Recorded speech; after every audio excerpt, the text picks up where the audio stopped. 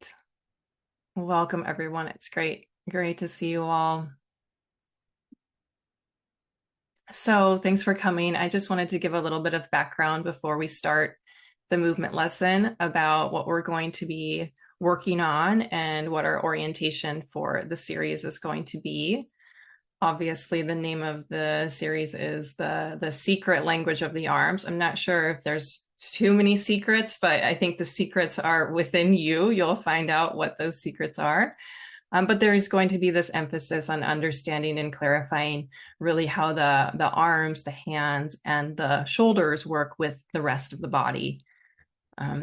So while we're going to be doing movement lessons that focus in on the arms and the shoulders, so there will be a variety of lessons where you'll be asked to use your legs, use your pelvis, and really using the whole body together with the shoulders, the arms, the hands.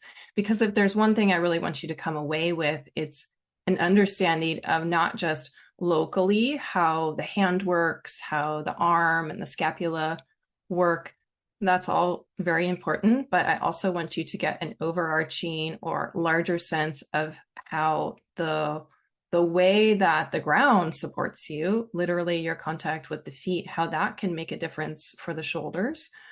Perhaps the way that the use of the eyes works with your hands and your arms, or the way that the chest communicates with the arms, so that you really get an overall picture of the overall composition of the movement. That being said, we will also play with and experiment with a really local understanding of what needs to take place in the hands, how the fingers connect to your chest and your armpit, what happens inside the shoulder joint, how the clavicle moves with the ribs. So all these kinds of things. Many of these lessons are lessons that I studied with Andrew Gibbons. He was a pianist before he became a Feldenkrais trainer. And he really finessed some of these lessons that Feldenkrais taught. He really finessed them for himself and for his students after realizing that pianists are often not clearly taught about how to use their shoulders and their arms.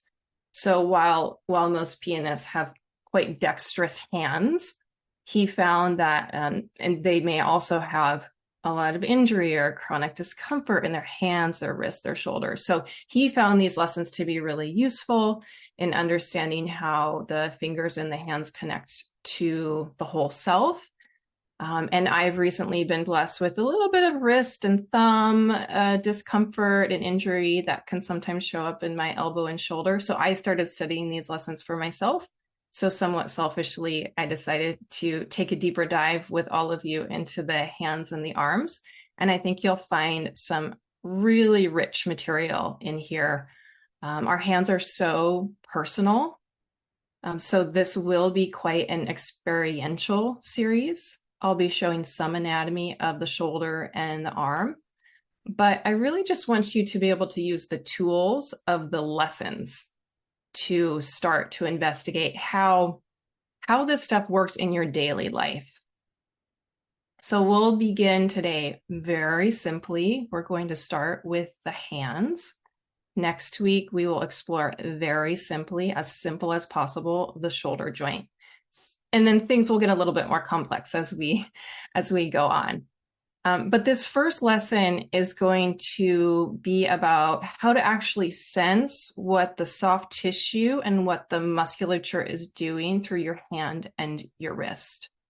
So we have to be able to begin to sense how our muscle tone turns on and off in our body. And you can think like when a little kid flexes their arm, they like flex to show their bicep, their muscle contract, right? So when a muscle contracts, we would say, what would we say? Does the muscle tone get higher or lower? Higher. I hear somebody say higher. I saw that. Yes, so muscle tone gets higher. So somebody with very high muscle tone is someone who perhaps just came out of the gym after working out and lifting weights. You can kind of see that there might be, if you imagine somebody had just spent an hour lifting weights, there might be a kind of stiffness or almost a muscle bound quality. That's someone with very high muscle tone. Versus somebody who's very gooey and almost like a wet spaghetti kind of quality, someone that doesn't have a lot of support. That's a really low muscle tone. So muscles work in pairs, right? If you think of lifting a weight, doing a bicep curl, that's one side of your arm. The bicep side is contracting. The other side of the arm is lengthening, or at least we can say it's certainly not contracting. In fact, if you try to contract both at the same time, what happens? If you try to contract the bicep and the tricep at the same time, you can't actually bend the joint. You can't move the arm. So your arm gets frozen. And the tonus of the muscle is very high. So we're going to learn how to actually sense the way muscle tone gets established for our body so we can begin to tune into what's taking place. We'll dive into that a lot with the shoulders next week. But I just wanted to kind of give you that sense of the concept of muscle tonus, that we can walk around in our daily life with a really high muscle tonus and it's not necessary. Or we can walk around with a really low muscle tonus and maybe we need a little bit more to support ourselves. We're all built a little bit differently for that, and our historical habits definitely are a part of that as well. So that's all I'll say there. That was plenty. We're going to be working with the hands today. So I'm going to have you come up to stand.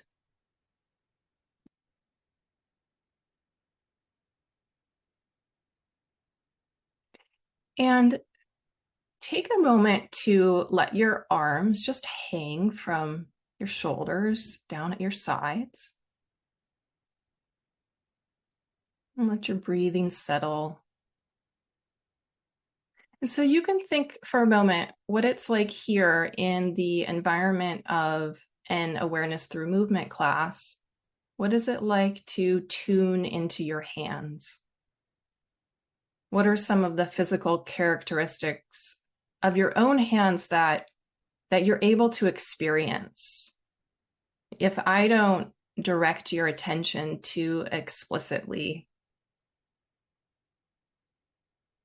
So for example, does one hand to you feel a little bit heavier than the other? Or larger, more dense? Are there sensations available to you without actually moving the hands around, without having to wiggle the hands or open the close and close the fists or anything like that? Can you just have a basic sense of the way your fingers hang from the knuckles? The way the palm seems to be a connection between the fingers and the forearm. It might be that you notice when you stand that one hand, that one palm is turned a little bit more towards your body, or maybe one palm is turned a little bit more towards the wall behind you.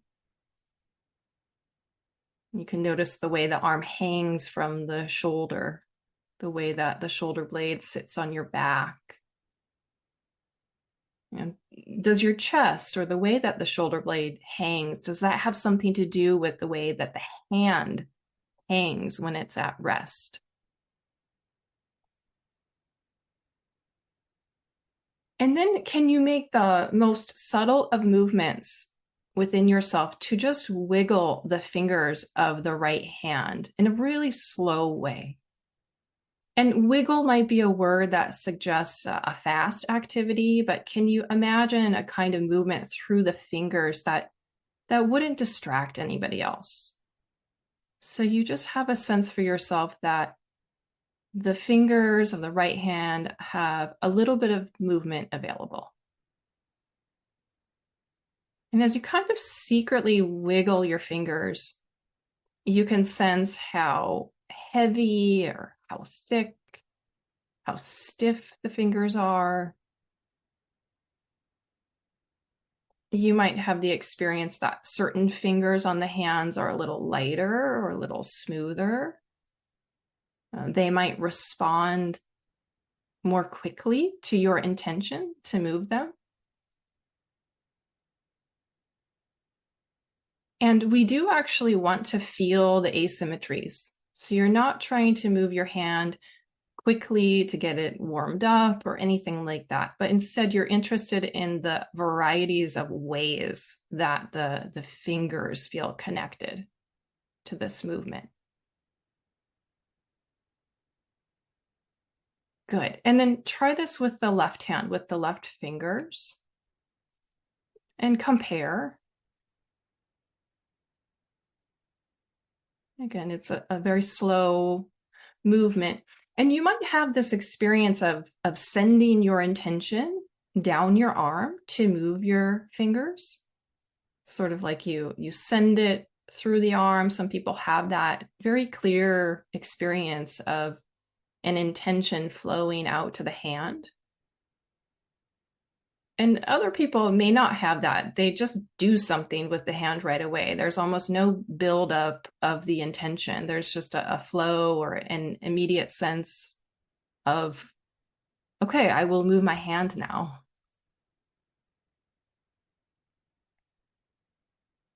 Good. And with this left hand and arm, if you lift the forearm as if you're going to gesture into the distance, as if you're going to tell somebody and gesture, oh, it's just over the hill, or that store you're looking for, it's right over there. It's just beyond the next stoplight. Just make that gesture and just notice how the hand feels hanging from the end of your forearm.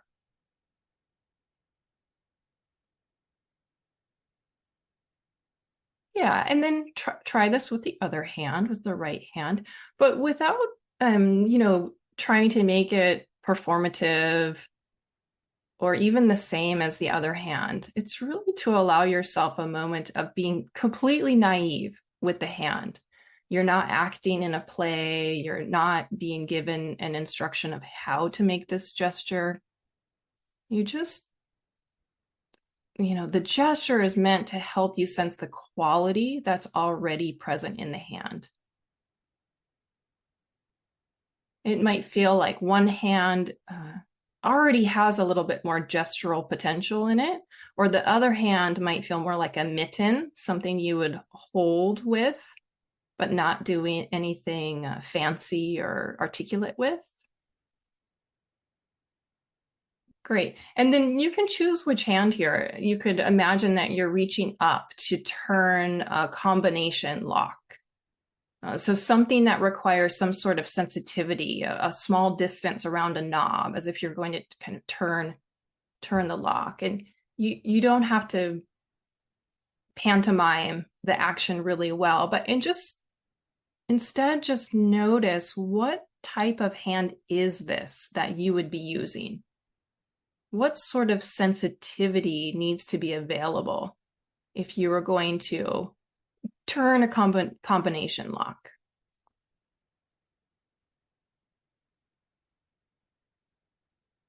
Yeah, and you might try it with the other hand if you haven't.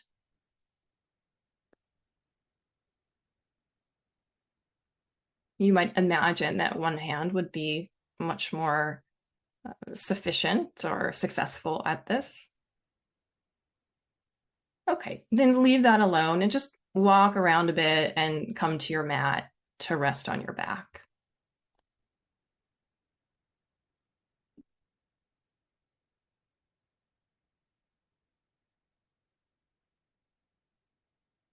So for what we're going to do today, the kind of pace and detail in the lesson, we'll sort of do two things. First, the movements will help you to develop some kind of rich, more detailed, and even a lengthy attention span. but it also may challenge you slightly because the size of the movements today will not be so big. So I'm telling you this right now so that you can, for yourself, find a balance in yourself, in your own notions of what it means to have a nice span of attention available, one that does not tire you out. So your attention can be with a really light touch if you need it to be. Your attention does not have to be like you're concentrating, like you're squeezing your eyes together to be able to feel something. So it's okay to do things that are a bit more minimal, even though you're attending to them. So first, just sense how the floor comes up to meet you. And see if you can feel that the floor provides this very consistent, uniform environment for you to feel how many fingers on each hand make contact with the floor. You don't need to change how your arms are resting or how you've placed your hands. Maybe the backs of your hands are on the floor, maybe the palms or the sides of the hands. And so you just notice the quality of rest of your hands. Notice the quality of how your shoulders and arms rest.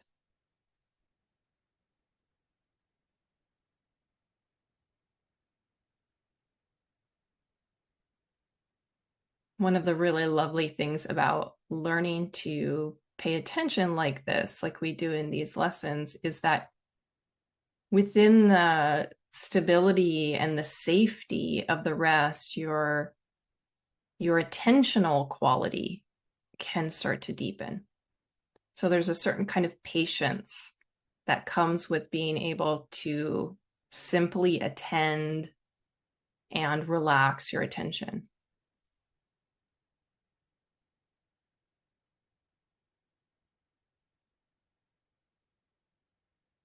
If you prefer to have your legs long right now, you can keep them long. Otherwise, you can go ahead and bend the knees and bring your feet to standing. And bring your arms so that they're around 45 degrees from the sides of your body. So the arms are long. And turn your palms so they're facing down. Your palms are facing the floor. Yeah, find a comfortable way to do that.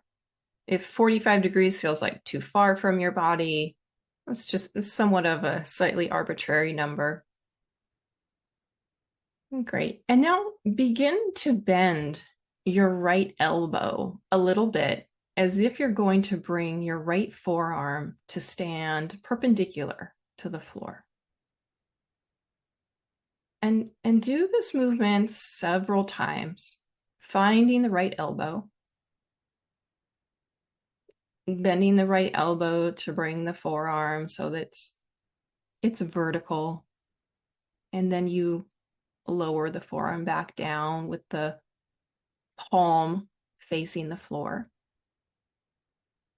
And notice what sort of quality in the right hand is necessary and what sort of quality in the right hand is unnecessary. So you know this movement of bending your elbow. It really couldn't be simpler. You're bending the right elbow towards coming to 90-degree bend so that the forearm is vertical. And as you do this, you can ask yourself, how much time would I like to take with myself so that this movement is completely within my zone of pleasure and of creativity? I may not know how I'm going to be creative here, but what pace would suit me today?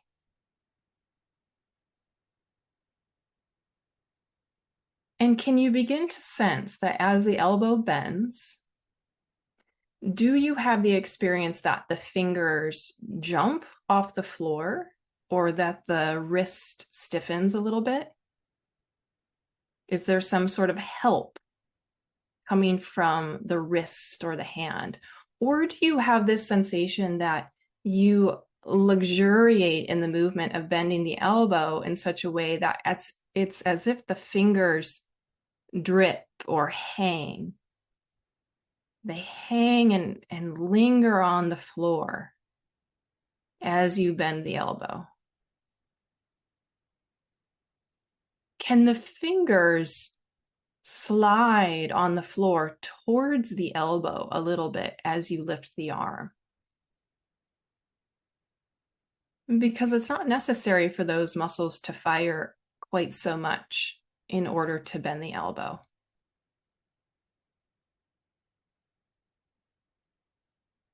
Yeah.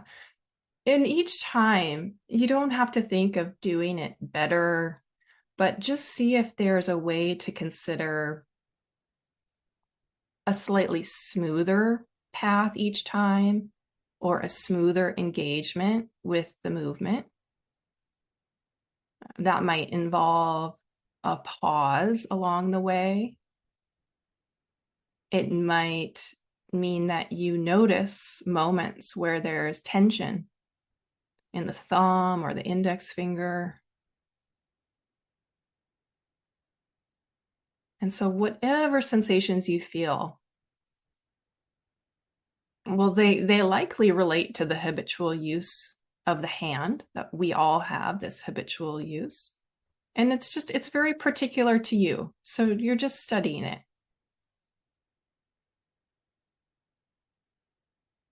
And as you lay the hand down each time, are you getting a better and better sense of its descent towards the floor? That the fingers don't have to reach for the floor.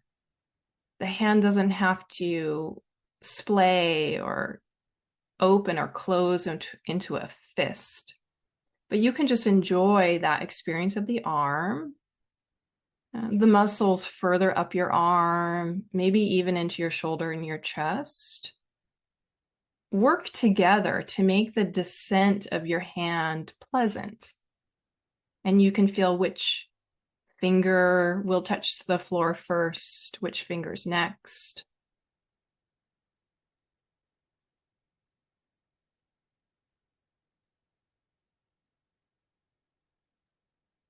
Great. And now just rest the right hand on the floor. The palm can be down. And simply notice what's different between the two arms for you. So you might really clearly have the sense that you've been doing something with one arm and not the other. But it hasn't been a really powerful exercise. There was nothing ballistic, or there was no sort of emphasis on exertion. So there might not be that kind of fatigue that comes from exercise in the arm. But what quality do you sense? Is it a heaviness or a softness? A quietness within the arm, or maybe there's a size difference between the two arms?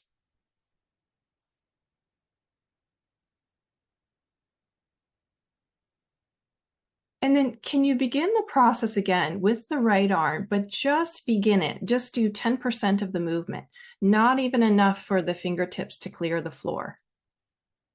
So the fingers start to have that experience of dangling, and you don't even go quite as far to lift them, and then you set the arm down. And just notice how skillful the folding of the elbow can be. Even the movement up into the shoulder. Is there a slight change of pressure in your elbow or in your shoulder?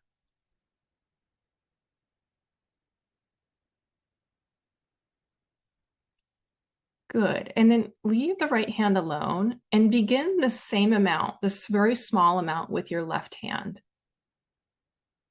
So you begin to bend your left elbow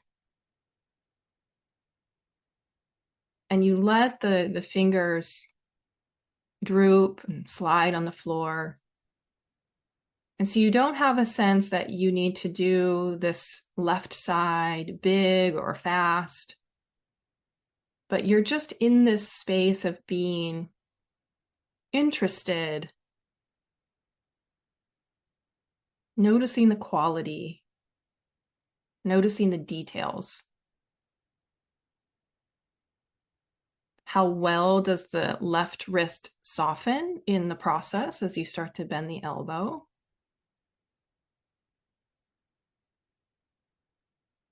How do you sense the contact or the pressure with the floor along the back of the left elbow or the back of the left upper arm? That's right. And you can slowly begin to make this movement a little bit bigger, starting to bring the left forearm to vertical. And as you do it, being aware of what you sense inside the left shoulder, how you distribute the movement in the shoulder, if that has anything to do with the weight of your hand.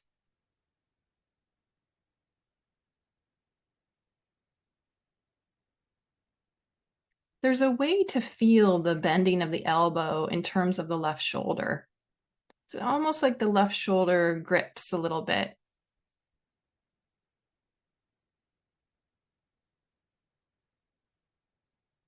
And then there's another pathway where you might allow the bending of the elbow and you might feel a little bit of weight in your shoulder blade somewhere. Maybe the weight of the shoulder blade into the floor is a counterweight to the forearm, to the hand lifting a little bit.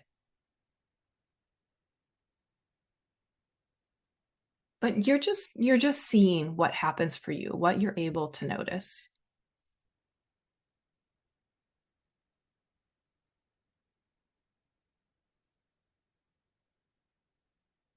And noticing if you like this sensation, this movement, coming back to the idea of pleasure and creativity. So measuring whether you like it or not. What's the sense of softness? What's the sense of support?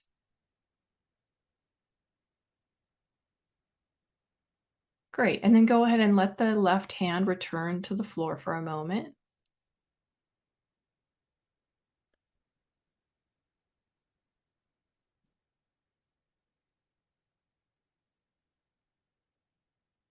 If you've ever spent time around dogs or cats or other animals, you know the sensitivity of an animal to the hands that touch it. Some animals have a preference for certain people's hands. Some hands may feel safer or more supportive to them. They might quiet down when those hands touch them. So as you begin to lift now the right hand, listen to this particular quality, the kind of safety that's in the hand. And just slowly alternate. You'll bend your right elbow once and you'll feel the hand lift and you'll lower it down. You're really taking your time. And then you'll move to the left elbow. And so you're just going to very slowly alternate. And when you run into moments where the hand seems heavy or when the weight of the hand starts to disconnect from the movement in some way, could you just pause in those moments and look around inside of yourself, inside of this experience? Really listen to your experience. You can look around in terms of the pressure with the floor and the sense of the muscles in your throat and your neck. You might see if you can expand the softness available for you into your throat and your upper palate. just to be curious, what kind of connections might there be to the quality in the hand and the quality in your neck? So you lift one hand, bending one elbow, and then the other.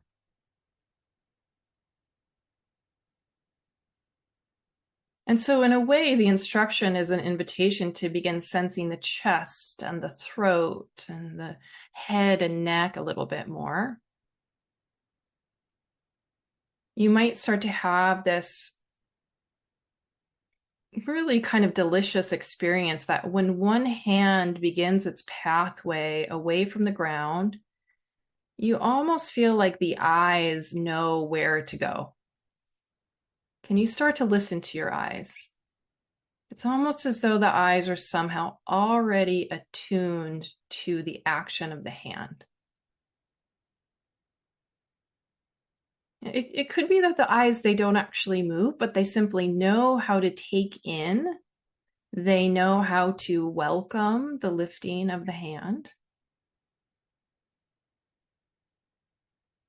Or it might be that the weight of your head knows that the hand is lifting. Yeah, you might be finding that the head rolls a little bit towards the lifting hand or away from the lifting hand. But somehow the softness of your chest and your shoulders would be what provides room for the movement of the head to occur. So notice what's available for you to feel and hear here at the beginning.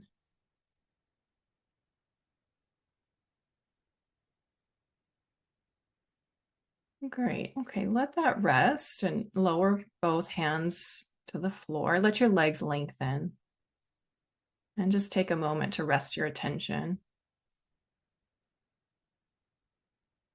And you can notice how you like to rest your attention. Some people have this extraordinary ability to simply become very quiet as they rest. And it's almost like they know how to come to this neutral zero place in their own particular way. And for others, there's a resting quality might be a little bit more active. Maybe you are experiencing the beginning of a conversation with yourself. So just knowing that it's all welcome, you're learning to construct your own path through the experience of the lesson.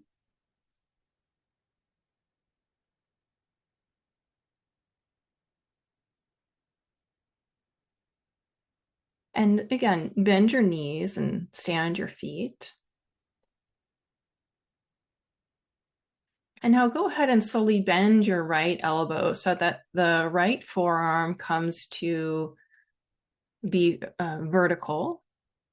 So the elbow's bent 90 degrees and the hand hangs down from the wrist. That's right. And maintain the position of the elbow so that the forearm is perpendicular to the floor. And begin to very gently turn the wrist or the hand so that the fingers begin to point towards the body a little bit.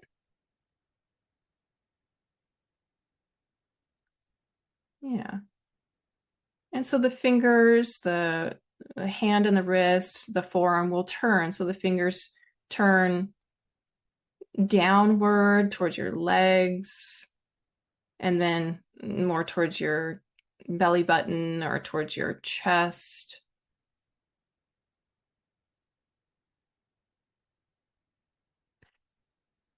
And as most of you know, I've been doing these lessons for a while. The basic instruction is just to get across the context of the movement itself. So it becomes an opening. It becomes an opportunity to notice things that might be said later or might be unsaid in the lesson. So as the fingers turn towards the feet and then towards the belly button, towards the chest, can you almost feel the direction of your fingers? Almost like a ray of light is coming out of your fingers. You could almost imagine it casts a warmth through the legs, through the pelvis, through the lower abdomen, towards your sternum. So it's not that you're trying to fabricate anything. Instead, you're just enjoying a kind of invention for yourself, a way to track the movement of your hand that doesn't involve just trying to move your hand.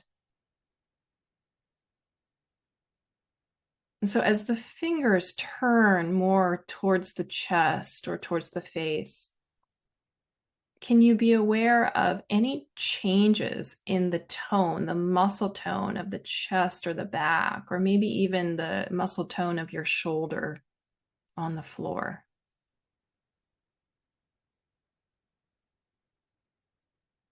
Is there something about the weight, about how the weight of the hand and its orientation in space changes the requirements inside the joint of the shoulder or inside the elbow joint?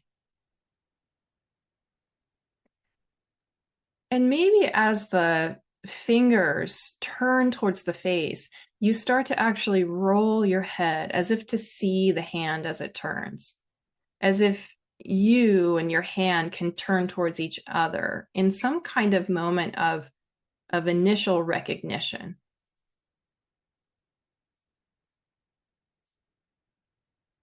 That's right. The forearm stays vertical and you're turning around the axis of the forearm. And as the fingers turn towards the face turns a little bit towards the fingers. And there's this sense of knowing each other, meeting each other.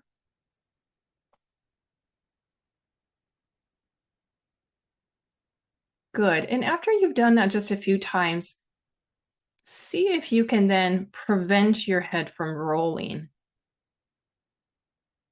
And perceive the change in the quality of your hand when you prevent your head from rolling. So you're still turning your hand, pointing the fingers towards the head and then towards the feet.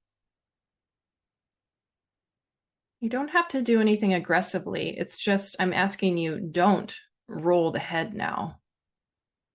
So you create some environment where the head is not free to roll as the hand moves.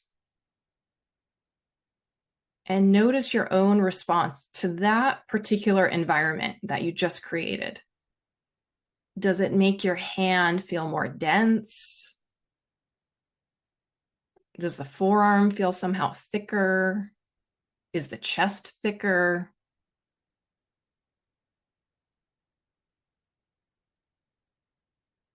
Good. And then deliberately allow the head to roll to see the hand. So as the fingers pan up the front of the body, the head and the eyes roll to turn and see the hand. And as the fingers go down and point towards the legs, the head returns to the middle.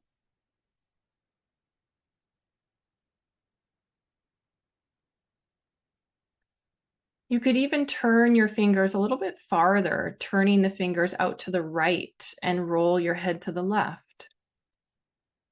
So as your fingers point towards the head, you turn your head to as if to look towards them. Your eyes very likely might be closed.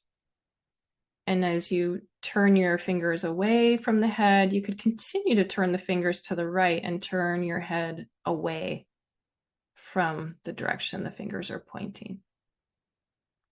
Just notice the sensation in the chest as you do this.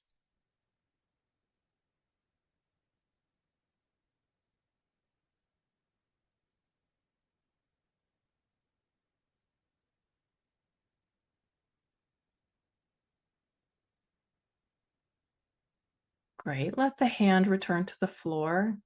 Gradually bring the head to its resting place. Take a moment to rest. You can lengthen your legs if you'd like. And just notice what you feel as you rest here. You know, are you resting the arm because the arm got a little tired? Are you resting the eyes or maybe the neck?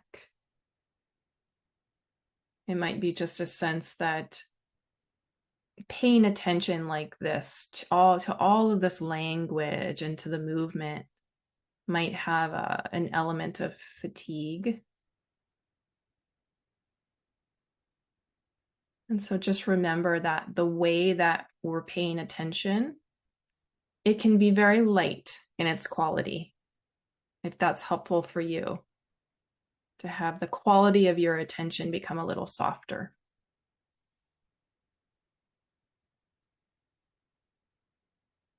Good. And bend your knees again, bring your feet to stand, and go ahead and slowly bend your left elbow. Let the hand drape from the wrist. So the hands and the fingers gently hang. And before you do anything, simply notice where this hand points. What direction do the fingers of your left hand point? Do they point away from you to the left or down towards your feet or towards your midline? So you find out for yourself where this hand arrives to, what its tendency is. And then keeping the forearm vertical, begin to slowly turning the hand and the wrist so the fingers point towards the abdomen and towards the head, and then back towards the pelvis and towards your legs.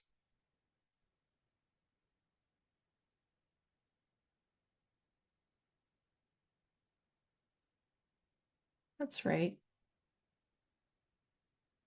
So this movement, as you continue to do it, this movement, it is valuable, but just not in the same way that we tend to formulate the value of movement in a typical exercise context. So this isn't the kind of movement that will strengthen the muscle fibers for lifting heavy objects, but it might have something to do with clarifying your own sense of the movement and the muscle tone so that lifting small objects, manipulating things with great detail could have some kind of domain here with what we're studying. And as the fingers start to turn towards the belly and towards the chest, notice how you perceive the connection between the spine and the torso, the shoulder blade.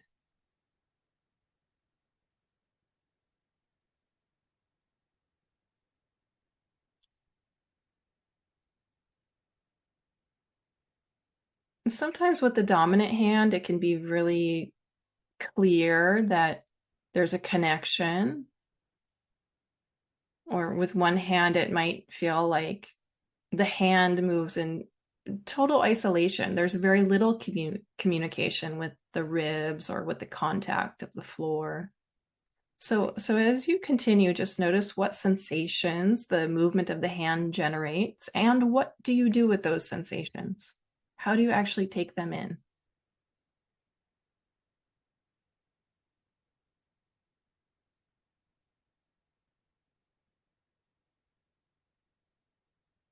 Yeah. Any connections that you start to feel, any little shifting, can it start to spread like honey spreading?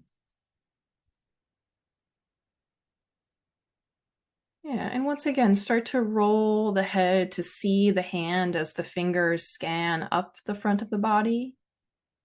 And just notice what it's like to regard this hand. Is it a long distance to look at the hand? Or does it feel like the hand and the eyes, they just easily meet each other? Do you skip over the arrival?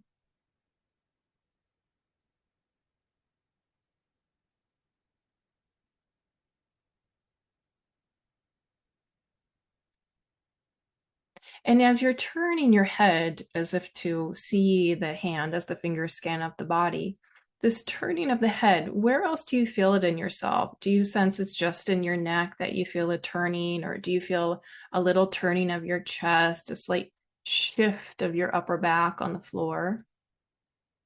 If you were to encourage the movement, the turning of your head, to encourage the chest to roll a little bit to the left as the fingers scan up the body.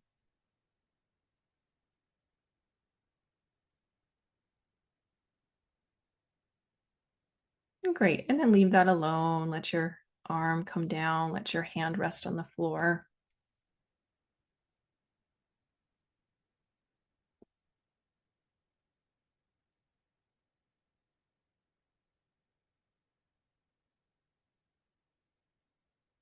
And bend your right elbow again.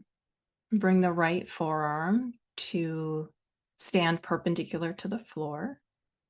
And gently just turn the fingers towards the stomach or towards the bottom of the sternum, somewhere so the hand is pointing across at the body.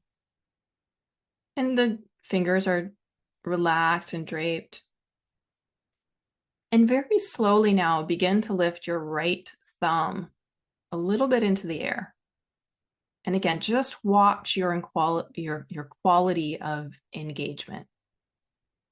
So it's not to do anything right or wrong, but watch the kind of smoothness that you enjoy with the movement. And watch how the thumb lowers. So you lift the thumb. Don't worry how high it lifts. Don't worry if the other fingers come along a little bit, but your attention is on your thumb.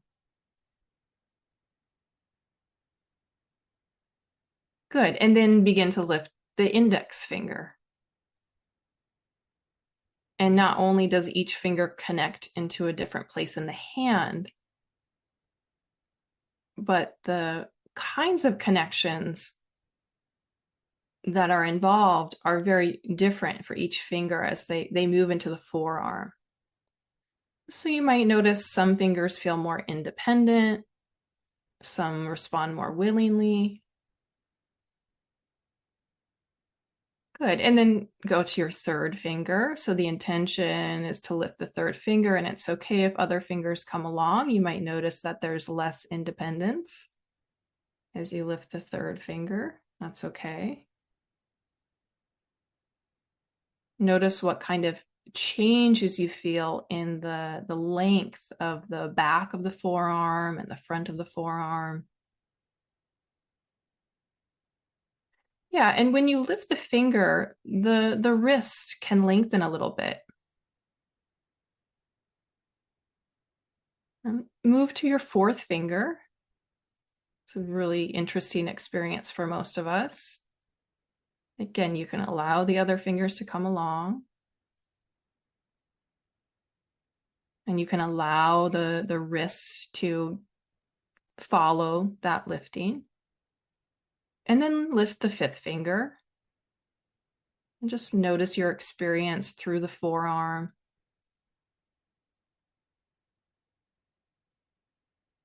Good. Now lift your thumb and your index finger. Lift both of them together. And it's almost like you could imagine that there are two strings, one on each of these fingers, and the strings are attached to the ceiling like little pulleys. And there's this very even, slow pull of the thumb and the index finger up and then back down. And so you don't drop the strings, don't just drop your fingers down. The strings slowly lower your fingers down. And do the same thing with the index finger and the third finger, crafting this image as if there's these strings and fingers are lifting. As the tips of the fingers lift towards the ceiling, the wrists can start to lengthen. And you can watch how they lower. And noticing the sensations in the forearm.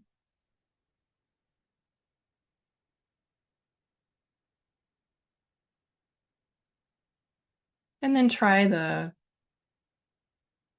fourth finger and the third finger together. Certain fingers might elicit a different movement in the wrist.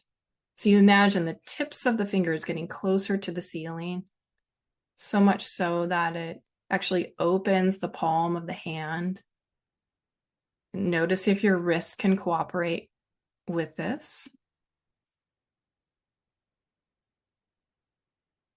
Good. Now try lifting all 5 fingers together. Feel how the forearm, maybe the upper parts of the arm, maybe the shoulder starts to do something when all 5 fingers lift.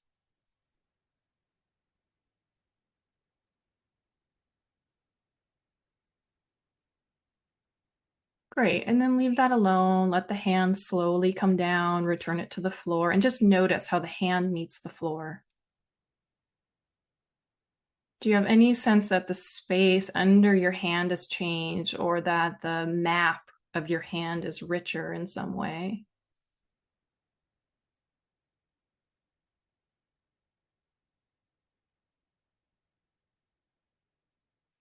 Good. Now lift your left hand, bend your left elbow, and bring the forearm so that it's perpendicular again. Start with your hand relaxed so the fingers can drop. And start to lift the left thumb in order to weigh it. What's the weight of the thumb? So that the experience of the movement is part of how you learn to measure how well connected your intention to move is with the rest of the body.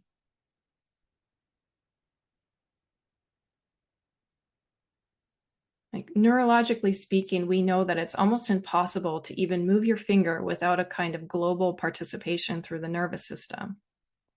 So that may not mean that every part of your body massively turns on to lift the thumb, but it might mean that you have a different sense in your eyes or your jaw or the connection of your breath. And now try lifting your left index finger. Think of the tip of the finger moving higher towards the ceiling, and notice if your wrist responds to this. Can your wrist gently lengthen? Great. And then the third finger.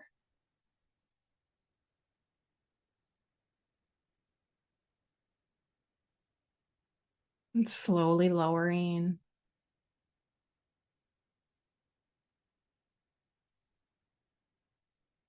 Great. And try the fourth finger.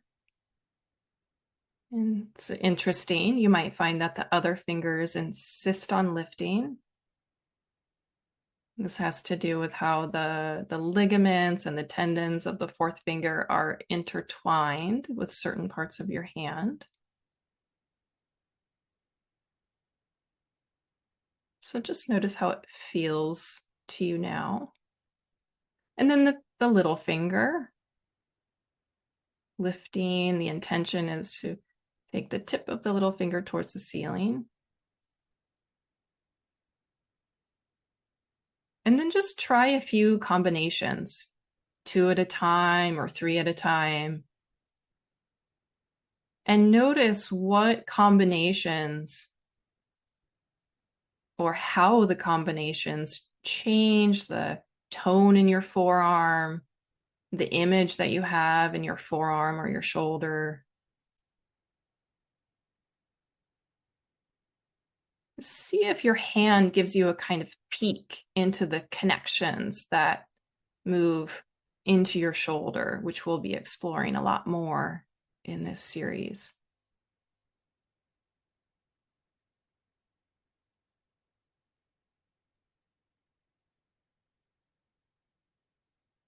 Good. Now let the hand soften. Keep the forearm standing and just feel what it's like now to turn your hand, your fingers gently towards the face